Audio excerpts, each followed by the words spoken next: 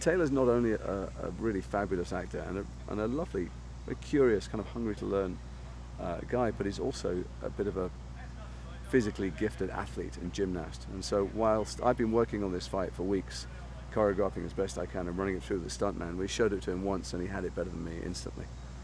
The difficult thing I think for Taylor in the fight sequences in this film is to hold back, not to look like Bruce Lee. He's so good at it, he's so brilliant at it, he has such poise and balance that he has to use all his storytelling skills to make us feel like he's in danger, because he could frankly take the entire crew with his hands tied behind his back.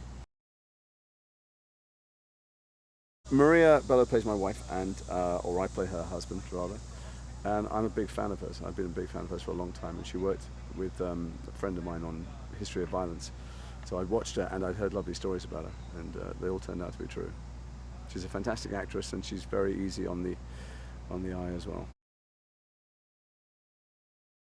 I've loved John Singleton's films, many of them, for a long time, and so the chance comes up to work with someone like that and you say yes instantly, whatever it is. And then this is something that's slightly atypical for him, this piece, and that's why he's a great director for it, because he brings those skills that maybe aren't always required from the action genre. It's about character and it's about those details of personality that make a film live. And so within the scenes that Maria and I are playing with Taylor mostly, he allows us to improvise and it creates an atmosphere of play, but always focused on trying to make this thing have texture. And as big as the machine is, you can see it on my shoulder, you know, it's a big old film, and it's you know, it's got a certain kind of commercial sensibility and a driving narrative, but within that, he's weaving three-dimensional things, and I think he's making it richer and more watchable, and hopefully something that will bear repeat viewings, because there's many layers of secrecy in this film.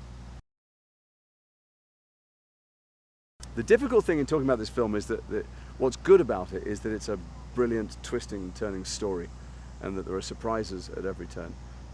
And so if I tell you too much about Kevin, I might have to kill you. But he's not what he seems.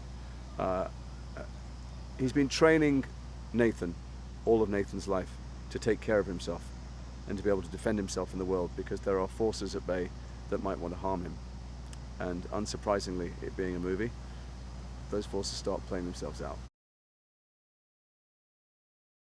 Well, it's a really interesting thing to watch. You know, Taylor is clearly a supernova that's just burst.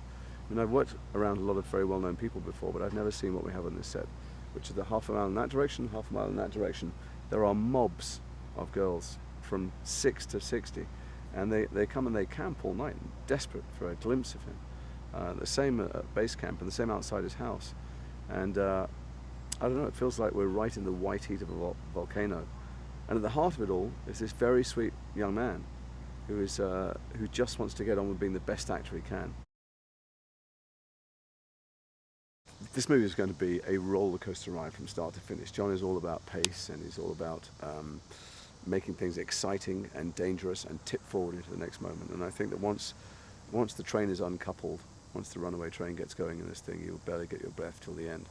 But at the heart of it all, the heart of all good stories, no matter how exciting and how kinetic the action is a character. And I think what Taylor and John and Lily are creating between them is something that will make you care, and something hopefully will get your heart racing, and I think it will be 2 tubs of popcorn and 3 Kleenex movies.